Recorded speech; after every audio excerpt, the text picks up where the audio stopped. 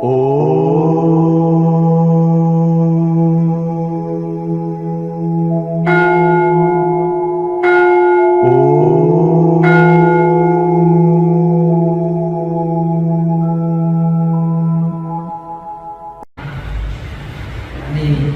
హృదయంలో చైతన్య రూపంలో ఉన్న పరమాత్మకి ప్రణామాలు.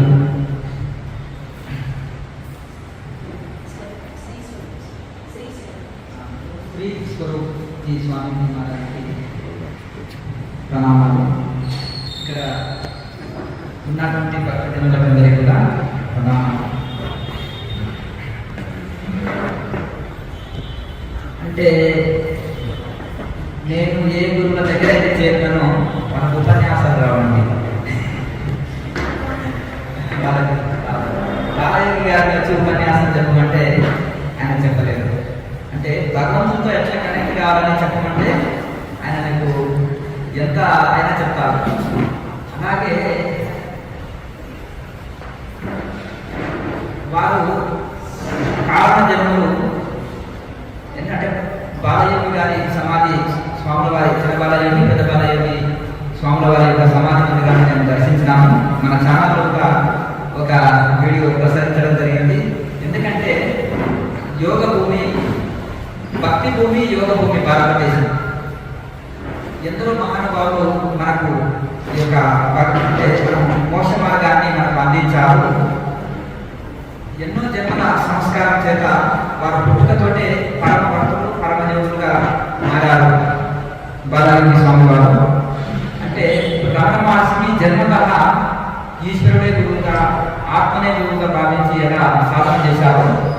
ఎందుకంటే ఒకటి మనం గుర్తుపెట్టుకోవాలి, గోవులు కాసిన వాళ్ళంతా జీవులైన వాళ్ళు గొప్ప వాళ్ళు అయ్యారు. వీరభద్ర స్వామి కానీ, శ్రీకృష్ణ పరమాత్మ కానీ గోపాలన చేశారు మహానుభావులు. మరి బాలయోగి స్వామి కూడా చిన్నప్పుడు గోవులు కాసినట్టుగానే ఉంది మనం చరిత్రలో. కనుక అలా వారు అంత చిన్న వయసులో 8-9 సంవత్సరాల వయసులోనే తపస్సు ఎవరు నేర్పారు. ఇప్పుడు మనకు ఆ సంస్కారం దూడ పుట్టగానే తల్లి పదుల దగ్గరికి పాలు తాగడం కోసం పోతుంది. ఆ సంస్కారం గత జన్మ నుంచి వచ్చింది. అలాగే వారికి రమణ మహర్షికి, రామకృష్ణ పరమహంస వారికి ఎలా జన్మతః ఆధ్యాత్మిక చింతన వచ్చిందో ఈ మహానుభావుడు కూడా అలాగే వచ్చింది. ఎందుకంటే భక్తి ద్వారా మనం సాధించలేదు అంటూ లేదు. పంగులు కర్రయ్య ఎగిరింది అంటే మూలం కరోతి వాచారం పంగులు కర్రయ్య ఎగిరింది. ఎప్పుడైతే మనకు ఆ భగవంతుడి యొక్క భక్తి ఉంటుందో సంపూర్ణమైన శరణాగతి, వైరాగ్యం, నీవే తప్పని తప్పడం పెరగానే అటువంటి దృఢ వైరాగ్యం పతంజలి మహర్షి అంటారు. భగవంతుని దృఢ వైరాగ్యం చేత కూడా మనకు సమాధి స్థితి కలుగుతుంది, జపం ద్వారా కూడా కలుగుతుంది. అలాగే శరణాగతి సంపూర్ణ నామేకం శరణం రజ అంటే అట్టి శరణాగతి ద్వారా కూడా మనకు ఆ యొక్క జీవ బ్రహ్మైక్యం లభిస్తుంది. మరి శివబాలయోగి గారు ఎక్కడ అర్థమైనా నేర్చుకోలేదు, ఎక్కడ యోగ దీక్ష తీసుకోలేదు. రమణ మహర్షి కూడా అంతే. జన్మత అట్టి చాలా కొద్ది మంది మనకు మానవేశ్వరి మాత, అలాగే ప్రహ్లాద్ ధ్యాని గారు, సత్యనారాయణ బాబా ఇప్పటికి ఉన్నారు. ఆయన 45 years ఉంటుంది ఆయన వయసు. ఆయన ఇంటర్వ్యూ కూడా పెట్టినాము. నాకు చిన్నప్పటి నుంచి ఆయన మంచి సన్నిహితులు స్వామిజీ, వారు మౌనంలో ఉంటారు. ఛత్తీస్గఢ్ రాష్ట్రంలో రాయగలిగారు. అట్లా వీళ్ళు ఇట్లా అక్కడక్కడ ఉన్నారు మహనీయులు. ఎందుకంటే వీళ్ళు ఇటు మహానుభావులు తక్కువ శక్తి వల్లనే భారతదేశం ఇప్పటికి కూడా ఇప్పుడు చూడండి మనం అనుకోవాలంటే ఇంత విద్య చదివి ఇంత గొప్ప పరంగా మనం ఇంత డెవలప్ అయినప్పటికీ కూడా ఒక రోజు కొన్ని వేల గొర్రెలు, మేకలు, కోర్లు కానీ వేయడం జరుగుతుంది. మరి భూమాత ఇంత పాపభారాన్ని ఎలా వస్తుంది? అటువంటి మహనీయులు అక్కడక్కడ తపస్సు చేయడం వల్ల వాళ్ళ ఆశీర్వాదం చేతనే ఇప్పటికీ ఎక్కడో హిమాలయనే కాకుండా అక్కడక్కడ కూడా ఉంటారు, కానీ మనం గుర్తించలేము. కనుక ఇప్పుడు కూడా నిరాహారంగా ఉన్నారంటే మొన్ననే పరమహంస గారు వారు లాక్డౌన్లో మహాసమాధి చెందారు. నిరాహారం మోడీ గారు కూడా వెళ్ళేవారు వాళ్ళ దగ్గర. అలాగే ఇప్పుడు సత్యనారాయణ బాబా సజీవంగా ఉన్నారు. మొన్న మేము యమునోత్రి దగ్గర 130 సంవత్సరాలు మౌని బాబా సీతారాం బాబా అంటారు. వారు మౌనంలో నిరాహారంగా ఉన్నారు 130 సంవత్సరాలు. జానకి చెట్టు అంటారు, యమునోత్రి కింది దిగువలో ఉంటుంది. అలాగే గంగోత్రిలో పార్వత ఉంటుంది, అక్కడ కూడా సీతారాం బాబా. అట్లా ఇటువంటి వాళ్ళు అంటే వాళ్ళు సమాజంలో తెలియదు, ఇంకా తెలియని వాళ్ళు చాలా మంది ఉన్నారు. ఎందుకంటే మేము తిరిగినాం కాబట్టి మాకు తెలుసు. ఇప్పుడు ఉండొచ్చు, సమాధి కావచ్చు, మన గ్యాప్ వచ్చింది కదా. కనుక ఎందరో మహానుభావులు ఉన్నారు. ఎందుకంటే మన ఆంధ్రదేశంలో, మన తెలుగు రాష్ట్రంలో మహానుభావులు ఎందరికో తపస్సు ఎట్లా చేయాలనేది మనకు ఆదర్శం చూపెట్టారు.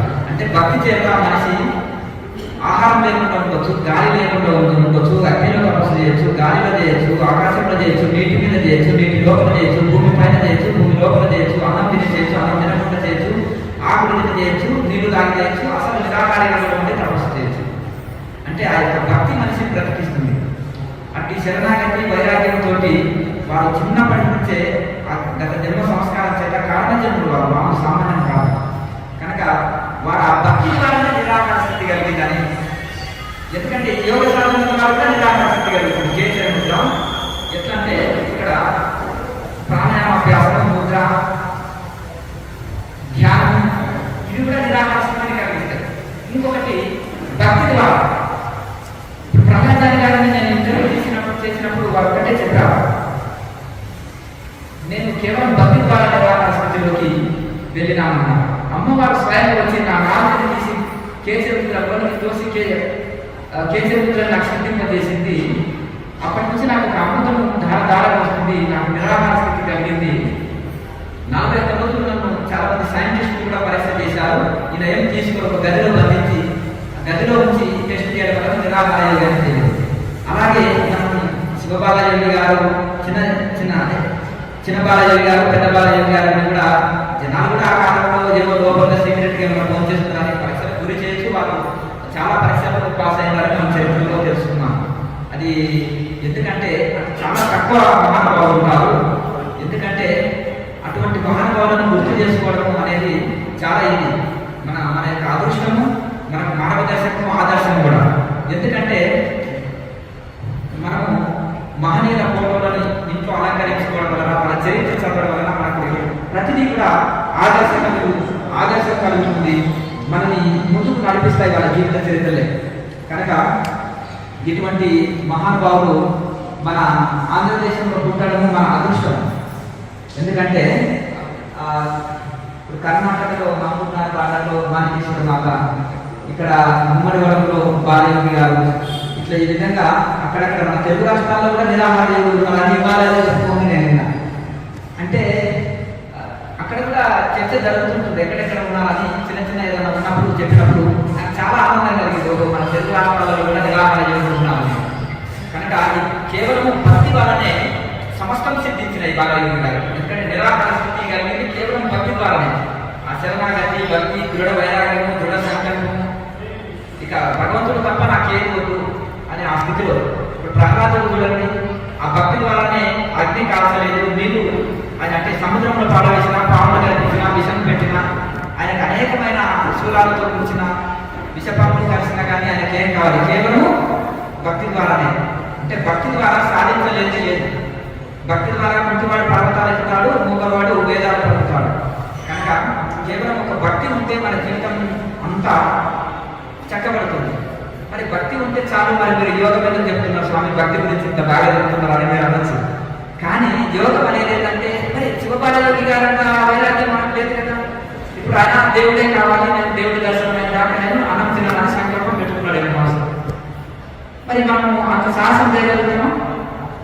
సరే ఒక రోజు ఏదైనా కష్టపడి ఉన్నా కానీ రెండో రోజు ఏదైనా కానీ ఇక మనం ప్రాణం బ్రతికించుకోవడానికైనా తినడానికి ప్రయత్నం చేస్తాం. అంటే దృఢ సంకల్పము, దృఢ వైరాగ్యం ఉండాలి, దృఢ సంకల్పం ఉండాలి. నేను దైవ దర్శనం అయిన దాకా ఇక్కడి నుంచి లేవను, ఫోన్ చేయను, అట్లా దేహం త్యాగేయవా కార్యం సాధేయవా. కనుక మహానుభావులంతా కూడా చాలా మొండి వాళ్ళు అండి. వివేకానందుడు కానీ, శంకరాచార్యులు కానీ, రామకృష్ణ పరమహంస, రమణ మహర్షి, బాలయోగి గారు, వీళ్ళంతా కూడా చాలా మొండి వాళ్ళు. మొండిదనం ఎందులో ఉండాలి? వివేకంతో కూడిన మొండిదనము. అంటే మనకు ఈ యొక్క ఆధ్యాత్మికంలో మనము ఒక సంకల్పం పెట్టుకొని అందులో అది సాధించిన దాకా వదిలిపెట్టకుండా ఆ మొండిదనం ఉండాలి. అంటే మన భౌతికంలో మనం ఎంత పట్టుదల ఉంటుందో, చాలా మంది గొప్ప సంకల్పము, గొప్ప ఇది లేదు, మనం గొప్ప వ్యక్తులు కాలేదు ప్రపంచంలో. కానీ వీళ్ళు ఆధ్యాత్మికంగా నేను ఈ జన్మని మోసం పొందాలి అని దృఢ వైరాగ్యంతో, దృఢ భక్తి చేత వాళ్ళు ఆ ధ్యానం చేశాడు కాబట్టి మనకు ప్రతి దాంట్లో ఆదర్శంగా ఉన్నారు. కనుక ప్రతి ఒక్కరు కూడా వాళ్ళు నిరాహార స్థితిలో ఉండి అంత భక్తి చేశారు కదా, మనం కనీసం మనకు ఉన్న కొద్ది సమయంలో అయినా మనకు కావాల్సినంత 3 పూటలా ఎక్కువ తీసుకుంటే ఆహారము రోగమే, తక్కువ తీసుకుంటే నిలవదు. మితంగా ఆహారం తీసుకుంటూ మనకు కావాల్సింది తీసుకోండి. అంటే మీరు కారణం త్యాగం చేయండి, బిల్డింగ్ త్యాగం చేయండి, ఉద్యోగం త్యాగం చేయండి అని చెప్తారు శాస్త్రాలు. కనుక యుక్త ఆహార విధానాలు చెప్పారు కృష్ణ పరమాత్మ కూడా. అన్నింటిలో లిమిట్గా ఉండండి, మితి తప్పితే గతి తప్పుతుంది. కనుక మితమైన భోజనం, మితమైన గర్భులు, మితమైన వ్యవహారం, మితమైన అన్నింటిలో ఉంటూ మనం వచ్చింది మోక్షం కోసం. కేవలం మనము మన సంతతిని ఉత్పత్తి చేయడం కోసం అంటే జంతువులు కూడా వాటి సంతతిని మనకంటే ఎక్కువ వ్యాప్తి చేస్తున్నారు. అలా కాకుండా కేవలం మానవ జన్మ మోక్షంకై వచ్చింది కనుక మనం ఆ మహానుభావులని ఆదర్శం తీసుకొని వాళ్ళు గొప్ప గొప్ప త్యాగాలు చేశారు. మనం అంత త్యాగం అవసరం లేదు, మనం మనసు ఒకటి త్యాగం చేసేసాం. మనసు ఒకటి భగవంతుని పాలన ఏంటంటే మనం తినొచ్చు, జాబ్ చేసుకోవచ్చు, మన యొక్క కుటుంబ పోషణ ఇవన్నీ కర్మలన్నీ చేస్తూ కర్మయోగం ధ్యానయోగము మనిషికి 2 జీవితంలో 2 కళ్ళు 2 కాళ్ళు 2 చేతులు. మన ప్రారంభంలో కర్మయోగం కృష్ణ పరమాత్మ చెప్పారు. ఎందుకు? ఈ కర్మయోగం వల్లనే దేహం నడుస్తుంది. దేహ పోషణ, కుటుంబ పోషణ, సమాజ శ్రేయస్సు 3 లాభాలు ఉంటాయి కర్మయోగం వల్ల. తర్వాత ధ్యానయోగం వల్ల ఏంటంటే మన ఆత్మను మనం ఉద్ధరించుకుంటాం. కర్మయోగంలో మనకు పుణ్యకార్యాలు చేసినప్పుడు కొంత పుణ్యబలం లభిస్తుంది, మంచిదే. కానీ అంతటితో సరిపోదు. మనం మానవ జన్మ వచ్చిన మోసం కోసం కనుక మనం తప్పకుండా ధ్యానయోగం మనం అన్ని పనులు చక్కగా చేస్తున్నాం. కానీ ధ్యానంలో వచ్చే వరకు మనకు సమయం లేదంటున్నాం. భక్తి చేయడానికి, పూజ చేయడానికో, కాసేపు జపం చేయడానికో, కాసేపు ధ్యానం చేయడానికో బిజీ అండి. నో టైం అంటున్నాం. నాకు టైం లేదు, బిజీ అండి అంటే ఇక్కడ కొన్ని క్షణాల్లో యమధర్మరాజు వచ్చి తీసుకుని వెళ్ళాలి దేవుడిని.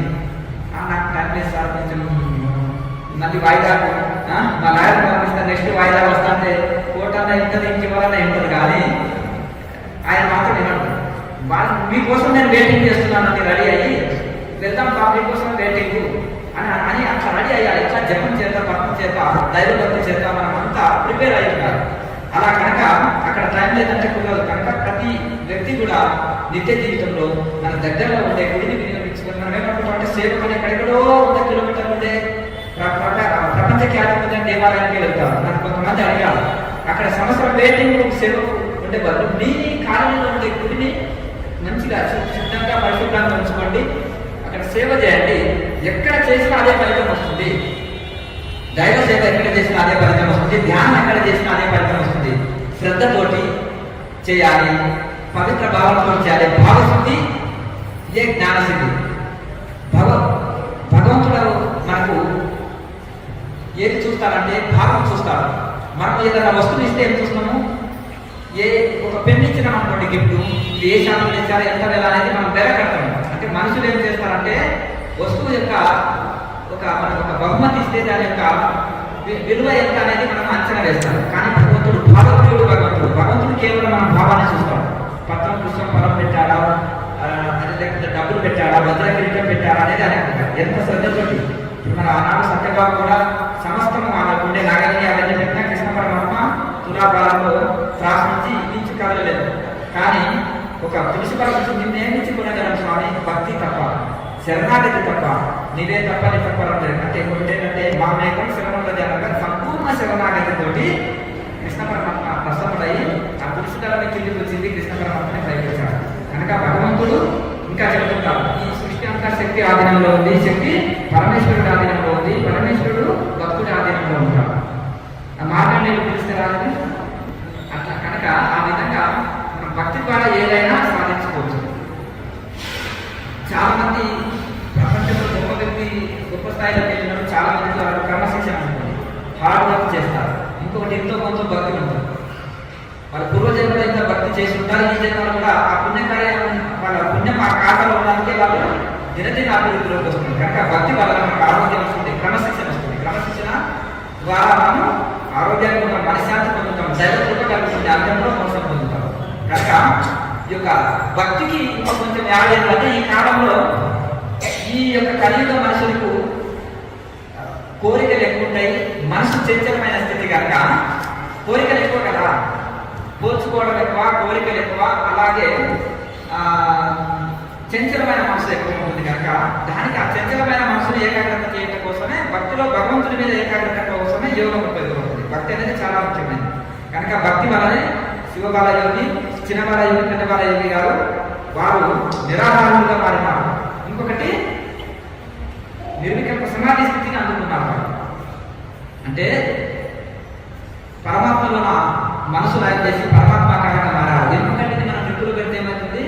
నిప్పులాగా మారుతుంది. దైవంలోని మనసు చిత్తాన్ని ఏకాగ్రతతో ధ్యానించినప్పుడు దైవాకారంగా చిత్తం మారుతుంది. అప్పుడు వారు నోటి ఉంటే ఏదైనా పలికినా అది అవునవుతుంది. కనుక గొప్ప గొప్ప చక్రవర్తులు కూడా ఒక గట్టిగా గాలి వస్తే కొట్టుకుపోయే శరీరం కలిగిన ఒక సన్యాసులకు ఆశ్రమాలకు వెళ్ళి నమస్కారం, ఆశీర్వాదం తీసుకొని వారికి శిష్యులుగా ఉండేవారు. ఏమి చూసి? విద్య చూసి కాదు, రూపం చూసి కాదు, ఇది కాదు, వాళ్ళ భక్తి చూసి, వాళ్ళ త్యాగం చూసి.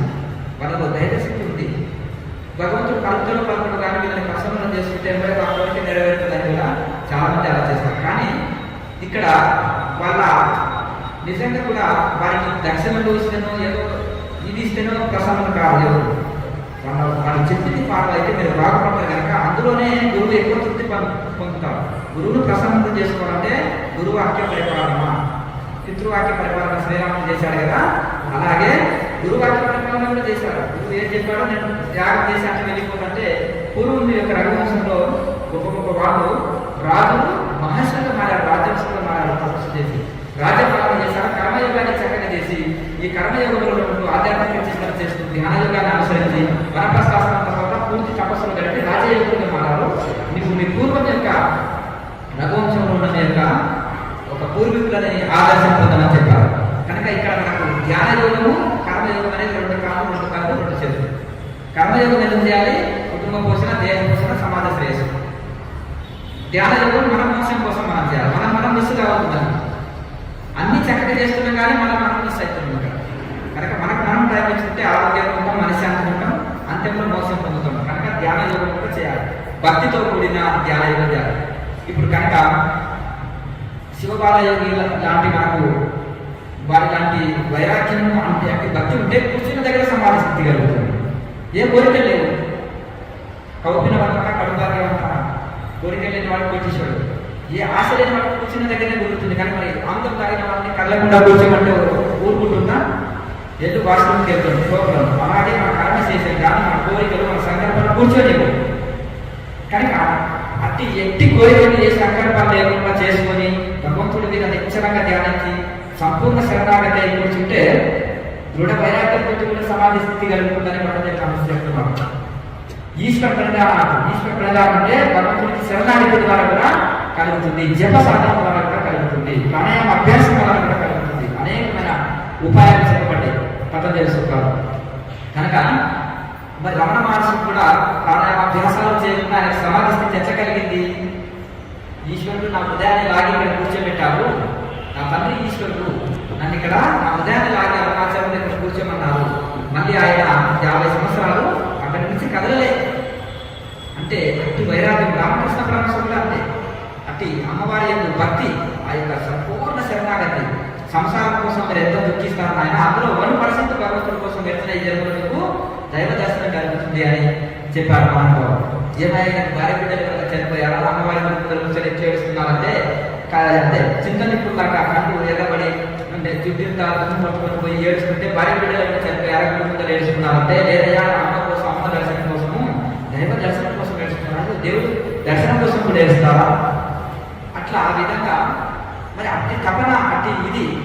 ఇప్పుడు ఒడ్డున పడిన చేప ఏం కోరుకుంటుంది? మరి నీళ్ళలో ఉండాలని కోరుకుంటుంది. మనం కూడా ఆ భగవంతుడి కోసం అంత పంపించినప్పుడు అంత మనం ఇది చేస్తే దైవానుభూతిని మనం తప్పకుండా పొందగలుగుతాం.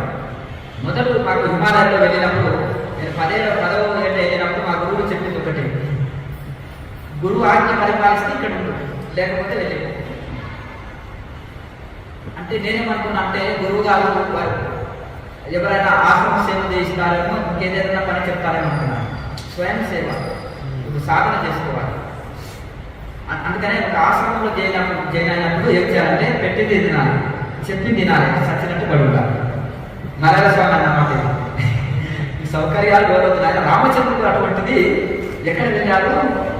విశ్వామిత్రుడి ఎంబడి యాగరక్షణకి వెళ్ళినప్పుడు నెల మీద పడుతున్నాడు, కాయకర్మగా తిన్నాడు. ఉసిరి త్యాగం చూసి నాకు ఆటోమేటిక్గా వైరాగ్యం వచ్చేసింది. ఇక నాకు ఏది అవసరం లేదని గడ్డి నీరు తాగుతూ నారవస్త్రాలు ధరించి నెల మీద పడుకొని నాకు ఏది వద్దు అని అన్నప్పుడు దశరథ మహారాజుకు చాలా ఇది వచ్చింది. జ్వరం వస్తే డాక్టర్ దగ్గరికి వెళ్తున్నాడు, గౌరవం. ఈ గౌరవం వచ్చింది దానికి గురువు డాక్టర్. డాక్టర్ నాడు పట్టుకున్నాడు, వశిష్ఠుడు తెలుసుకున్నాడు, దానికి మందించాడు.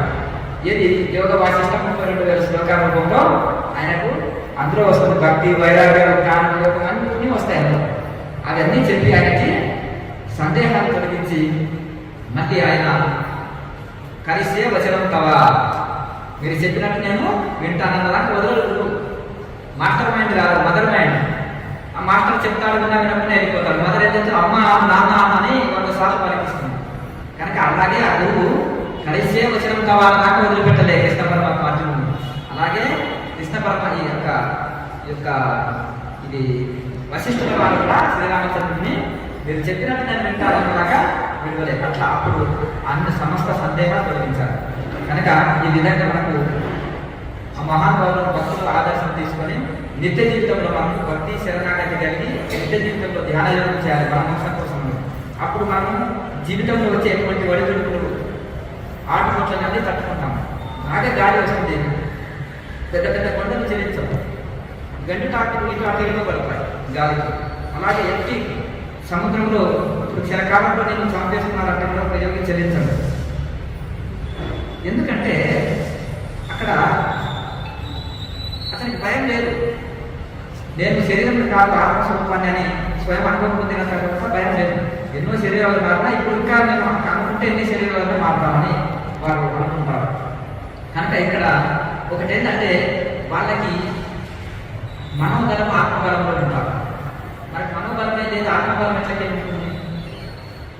కనుక ఈ యొక్క మనోబలం ఆత్మబలం అనేది భక్తి ద్వారా కానీ ధ్యానం వలన కానీ చూడండి. బాగా భక్తులు ఉన్నవాడు భక్తులు ఉంటారా చూసుకుంటారని పని చేసుకుంటారు. ఏ అవకతవకలు వచ్చినా కంగారు పడడం భయపడదు. అలాగే మనం ధ్యాన మార్గంలో ఉండే వాళ్ళు కూడా చాలా మంది సద్పురుషులు కూడా గొప్ప గొప్ప విఘ్నాలు, కష్టాలు, దుఃఖాలు వచ్చినా ఏ మాత్రం చెల్లించారు వాళ్ళు. కనుక మనకు గిట్టిది యొక్క ధ్యాన యోగం వలన అంటే మనకు సంకల్ప శక్తి పెరుగుతుంది, ఆత్మబలం మనోబలం పెరుగుతుంది, మనం అనుకున్నది సాధించగలుగుతాం. మన కోసం మనము ఈ ధ్యాన యోగాన్ని తప్పకుండా చేయాలి. ఇప్పుడు శివబాల యోగి గారు ఎందుకు మనం తృప్తిపడతారంటే ఫైనల్గా నేను 2-3 మాటలు ముగిస్తాము. మనము నేను ఏ ధ్యాన యోగం చేసినాను మీరు అందులో ఒక 1% అన్నా నిత్య జీవితంలో ధ్యాన యోగం చేయండి. అప్పుడు నా యొక్క పరంపరలో నా యొక్క భక్తులుగా నా యొక్క శిష్యులుగా నేను సంతోషిస్తానని వారు అనుకుంటారు.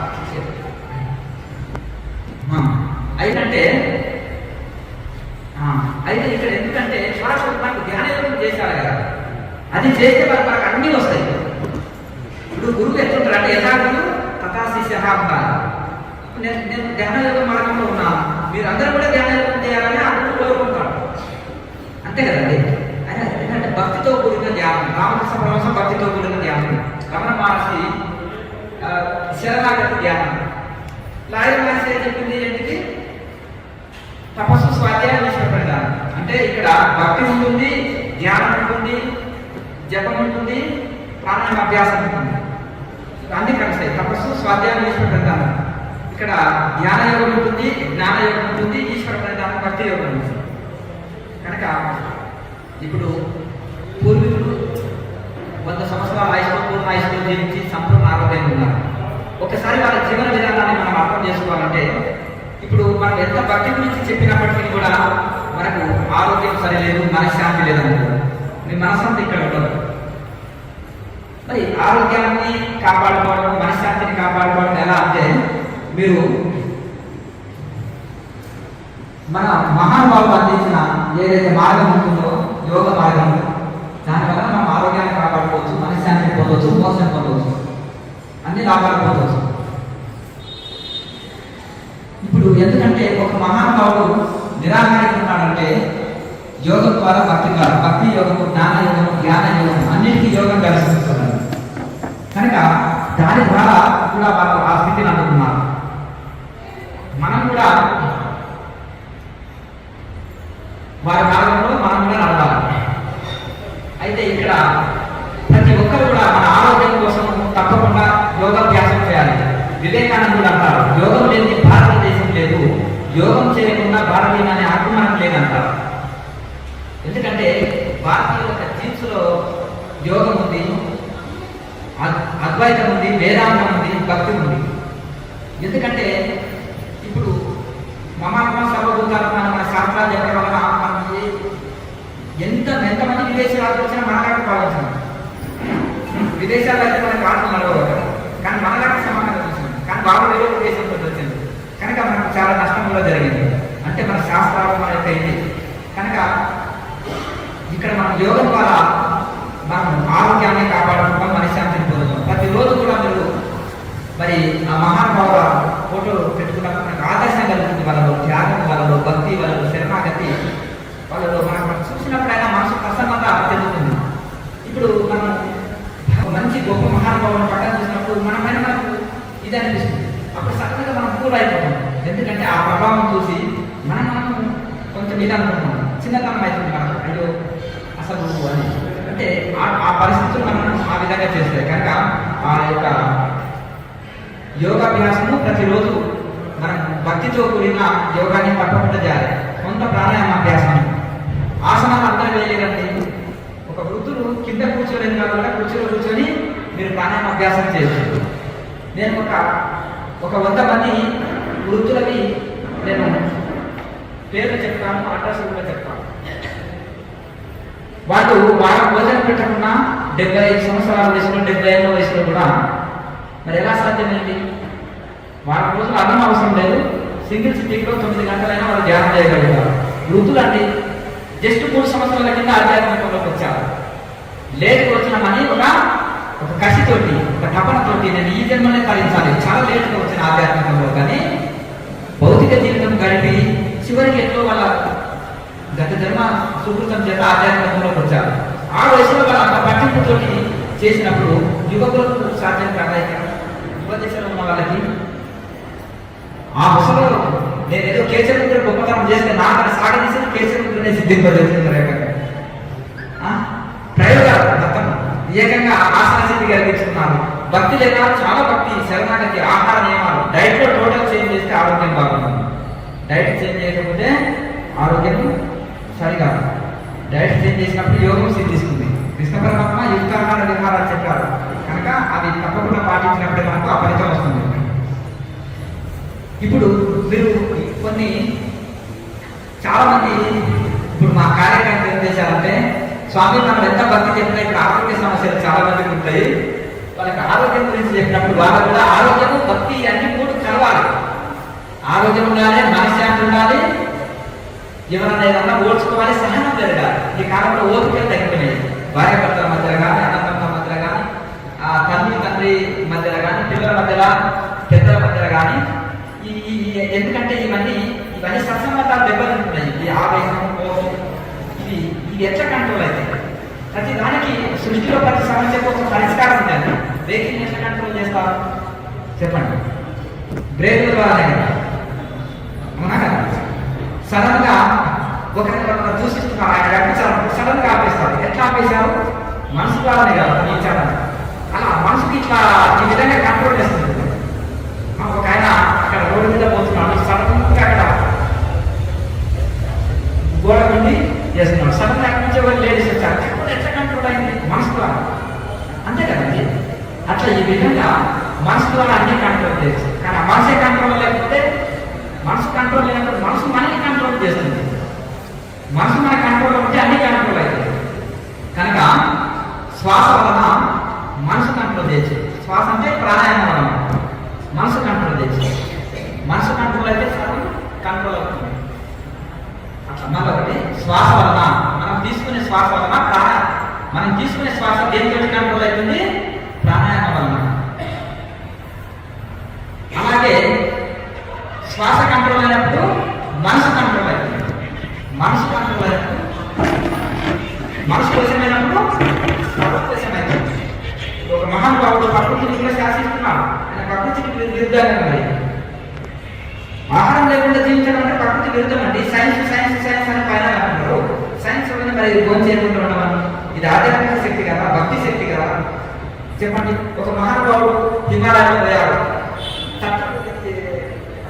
అవధూతల శరీరం మీద ధ్యాసంతో పోయాడు. ఘోరమైన ఇలా తగిలింది, ఒక కొండరాయి కోసుకొని పోయినాయి భుజానికి.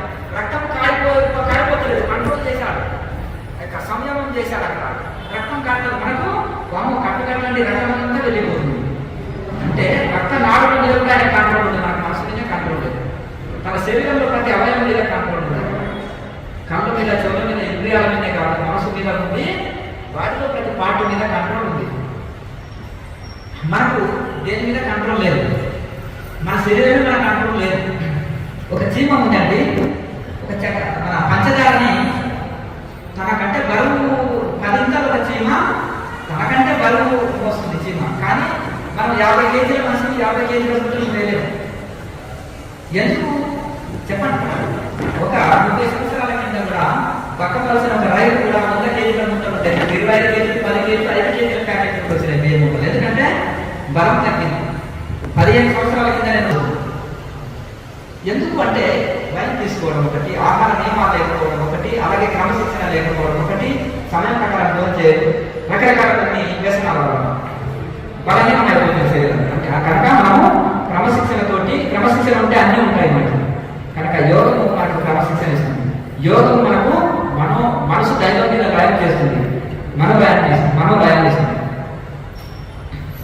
శివానంద సరస్వతి మహారాజు ఉన్నారు, ఆయన యోగ వేదాంత యూనివర్సిటీ స్థాపించారు. యోగం వేదాంతం ఎందుకు చెప్పండి? వేదాంతం అనేది థియరీ. జీవాత్మని పరమాత్మ ఎట్లా అయితే, సృష్టి ఎట్లా ఏర్పడ్డది, శరీరం ఎట్లా ఏర్పడ్డది, ఏది పరమాత్మ, ఏది ప్రకృతి, ఈ శరీరం ఎట్లా ఏర్పడ్డది, సృష్టి ఏర్పడ్డది, భగవంతుని ఎట్లా మోసం పొందాలనేది ఈ రకంగా చెప్తుంది వేదాంతం. కానీ వేదాంతం దగ్గర అభిప్రాయం అనుకుంటే మనకు అన్నమతం అంటే ఆకలి పోదు, ఔషధ మనుషులు అంటే రోగం పోదు, డిగ్రీ అంటే పిహెచ్డి పూర్తి అయిపోతుంది.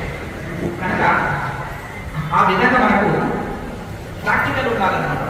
ప్రతి దాంట్లో ప్రాక్టికల్ ఉంటుంది.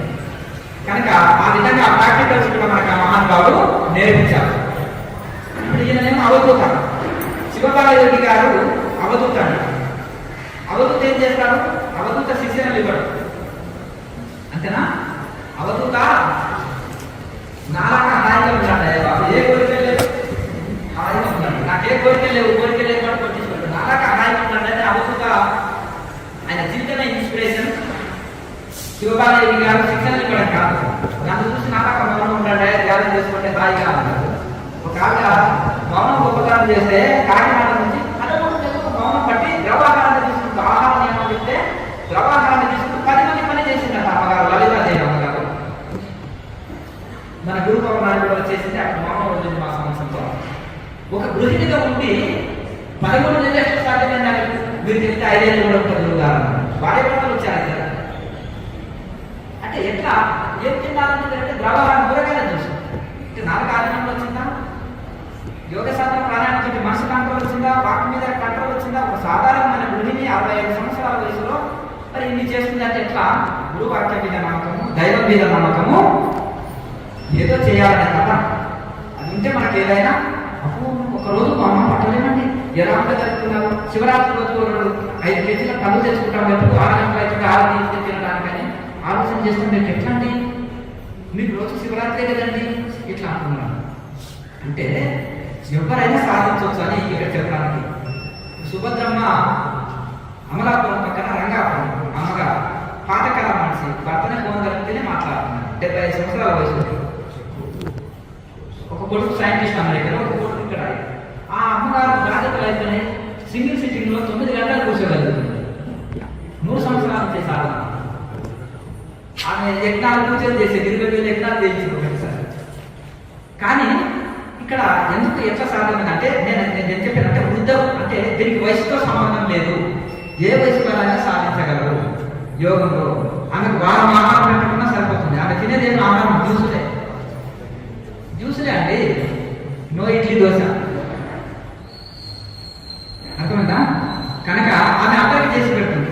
కానీ ఆమె మాత్రం కూరగాయ జ్యూసులు, ఇవి డ్రై ఫ్రూట్స్, ఇవి చిన్న తీసుకుంటుంది. ఎట్లా సాధ్యమైందంటే యోగం చేయడం వలన, భక్తి వలన, యోగాభ్యాస జ్ఞానం వలన ఇంత శక్తి ఉందని మీరు తెలుసుకోండి. కనుక ఈ ప్రాణాయామ అభ్యాసం వలన శివానంద సరస్వతి మహారాజు ప్రపంచమంతా వ్యాప్తి చేశారు. ఇప్పుడు మనం చెప్పుకున్నాం బాలయోగి గారు ఏంటంటే ఆయన ఆదర్శం అంటే విగ్రహం మాట్లాడాలంటారా, మౌనం ఆయన ఒక భగవంతుడు అంతే. ఇంకా భగవంతుడు మాట్లాడతారా, అక్కడ ఏమైనా అనుకుంటే మన సంకల్పాలు నెరవేరుతాయి. ఏదో దండం పెట్టుకొని పోతాం, వాళ్ళు ఏంటంటే నానాక మౌనంగా ఉండండి, ధ్యానం చేసుకోండి ఆయన సందేశం ఇస్తుంది. ఆయన ధ్యానమే మనకు సందేశం, గొప్ప సందేశం. శివానంద సరస్వతి మహారాజు ఏంటంటే సంఘ సంస్కారం అంటే సమాజాన్ని తపస్సు చేసి మళ్ళా సమాజాన్ని ఉద్ధరించాలని అన్ని గాంధీ చేసి అన్ని ఇది చేసి తపోధన మహారాజు శిష్యుడు. తపోధన మహారాజు అయితే ఈ విధంగా దీన్ని వ్యాప్తి చేశారు. అంటే వీళ్ళు ఉండాలి, వాళ్ళు ఉండాలి. కనుక ఈ విధంగా మనకు ఈ యోగం అనేది మనం నిత్య జీవితంలో చేయాలి. ఎందుకంటే నాకు ఎవరన్నా చెప్పు ఇది అనేది యువకులు కూడా చెప్పుకుంటారు, మరీ ఘోరం అండి. సరే పెద్ద వయసు వాళ్ళంటే యువకులు కూడా చెప్తే నాకు చాలా ధ్యానం చేస్తుంది వాళ్ళని చూసి. మొన్న ఒక అబ్బాయి ఆత్మహత్య చేసుకునే స్థితిలో వచ్చాడు. ఒక 4 నెలల్లో మన శరీరం సేవ్ చేసుకున్నాడు. ఏదైనా పని చెబితే ఏకాగ్రత లేదు, కాన్సన్ట్రేషన్ లేదు, పని మీద శ్రద్ధ లేదు, ఏది లేదు. నీకు దైవ ఆరాధన చేసుకో అంటే రోజు అభిషేకము పూజలు చాలా శ్రద్ధ. ఇక ప్రాణాయామ అభ్యాసము, ఆహార నియమాలు. ఆ బాబు ఒక 20 కేజీల దాకా తగ్గిపోయాడు. 20 కేజీలు తగ్గారండి ఈ యొక్క అతి కొద్ది సమయంలో.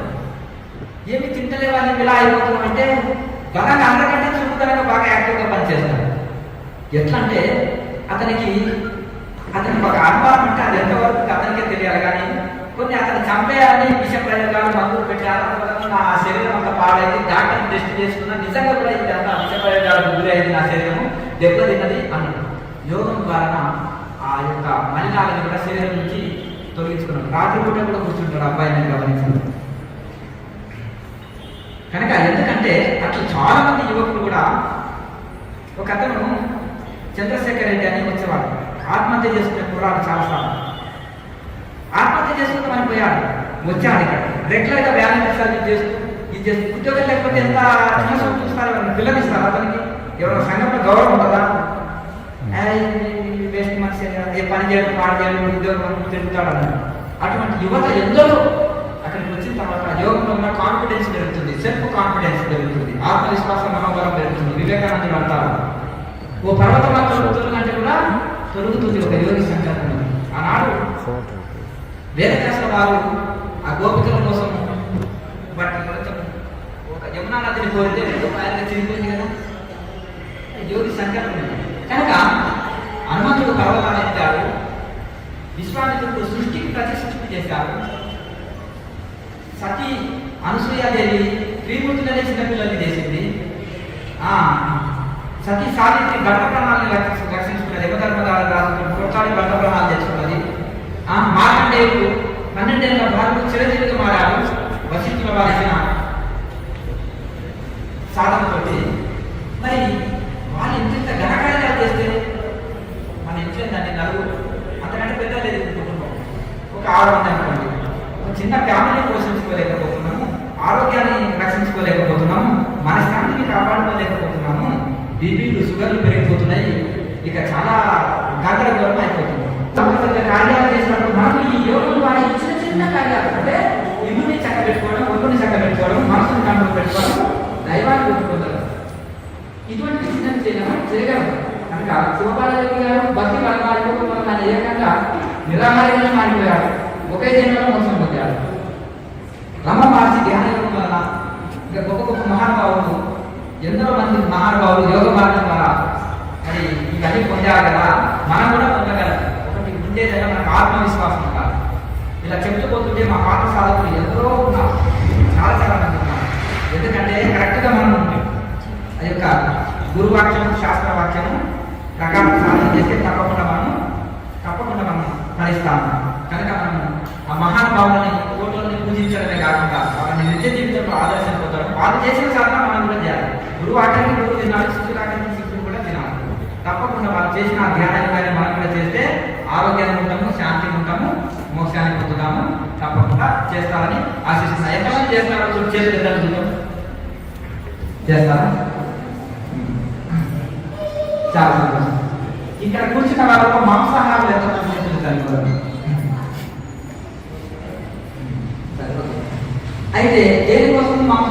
అంటున్నారు? చెప్పండి. ఒకరేమో బలం కోసం అంటున్నారు, ఇంకొకరు ఎక్కువ బలమని అంటే రుచి అంటే అది మాంసం రుచి ఉంటుందండి. పప్పు దాకా కూరగాయలు కచ్చిపోయిన తినవచ్చు. రక్తము అంతే కదా, రక్తము ఎముకలతో కూడిన మాంసం అంతే కదా. అయితే నాకు పచ్చి తింటాను. ఒక ఆయన చేపల మార్కెట్ వైజాగ్ వెళ్ళాలి. ఏంటంటే ఈ చేపలు మాకు భరించలేకపోతున్నాం, గంటసేపు లైన్లో నిలబెట్టినావు, కొందరికి ఇచ్చి పంపాయి వాళ్ళు ఆ కేజీ నాకు ఒక చేపలు ఇచ్చే ఎంతో ఇస్తానంటే ఈ కంపెనీ అనేది లోపల పెట్టుకునేది, పొట్టలో పెట్టేది, ఇది బయట ఉన్న కంపెనీ లోపల పొట్టలో దాచుకోనికి తీసుకెళ్తున్నాను. ఆయన జవాబు రాలేదు. ఇప్పుడు శవాన్ని ఎక్కడ పెడతాము? శవాన్ని ఎక్కడ వేస్తామండి? శ్మశానంలోనే కదా. మరి అన్ని శవాన్ని ముక్కలు వేసి మనం పొట్టలు వేస్తే ఏమవుతుంది? మన పొట్ట శ్మశానం అవుతుందా?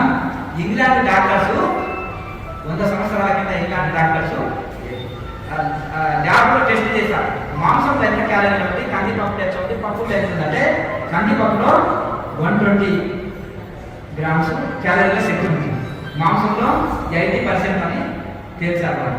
అందులో కూడా ఇక్కడ డ్రెస్సింగ్ అయిపోయే వరకు 6 నెలలు అయిపోయింది. దీప్ ఫ్రిడ్జ్లో పెట్టి దాని ఓవెన్లో ఎడిట్ చేసి పెట్టే వరకు విషపు మొత్తము విష పదార్థంగా మారిపోయి 0 క్యాలరీలు అయిపోయి మొత్తం ఒక రోగాడుతుంది. ఇప్పుడు కూడా కొల్లపాలను ఏం చేస్తారు, అది స్టెరాయిడ్స్ ఎక్కించే వరకు 5 కేజీలు అయిపోతుంది. తర్వాత అక్కడ పోతే తల తిరిగిపోతుంది, దుర్వాసన. అది గోశాలకు వెళ్ళాలి, గోపేరు ఎంత బాగా తీసుకొని వెళ్తాం. అది ఎంత దుర్వాసన అంటే ట్యాబ్లెట్లతో ఇంజక్షన్లతో పెంచడం వల్ల అంత దుర్వాసన తల తిరిగిపోతుందండి. అయితే కనుక అటువంటిది అవన్నీ మనం ఆరోగ్యం పాడు చేస్తుంది. పప్పులు అనేక రకాల పప్పులు ఉన్నాయి. చెప్పండి, శుద్ధం పప్పులు, కందిపప్పు ఉంటుంది, దొడ్డపప్పు అంటే ఆలోచన పప్పు ఉంటుంది, మినపప్పు ఉంటుంది, పెసరపప్పు ఉంటుంది, ఎర్రపప్పు ఉంటుంది, గురువ పప్పు ఉంటుంది, పెసరపప్పు ఉంటుంది, అనేకమైనవి ఉన్నాయి. ఇక ఆకుకూరలు అయితే 50 రకాలను వండుకుంటాం. 50 రకాల ఆకుకూరలు సహజంగా ప్రకృతి మార్పించినవి. 10 రోజులు రొట్టమాటి గట్టించారు స్వామి గారు ఆకుకూర కోసుకున్నారు. ఈ రోజు అయిపోయినామన్నారు. ఆయన రుచిగా చేసి పెట్టే గురుకాన్ని కాస్త వడ్డించండి, ఆయన వంట చేసి పెట్టేది. ఎందుకు? ఆరోగ్యంగా ఉండేది భోజనం వాళ్ళు పెట్టేది. ఆకుకూర చిన్నప్పుడు వచ్చి కారణం వస్తుంది. పూర్వకాలంలో రొట్టెలు చేసేవాళ్ళు. పచ్చదల రొట్టె షుగర్ కంట్రోల్ చేస్తుంది, రక్తం శుద్ధి చేస్తుంది. అలాగే ఈ ఆకుకూరలు ఏం చేస్తాయంటే గ్యాస్ట్రబుల్ మలబద్ధకం రాదు. గ్యాస్ట్రబుల్ మలబద్ధకం సమస్య రోగాల కారణం. మొదలు హార్మోన్స్ చేసినప్పుడు శరీరంలో రక్తం అసిడ్ అవుతుంది, క్యాన్సర్కి కారణం.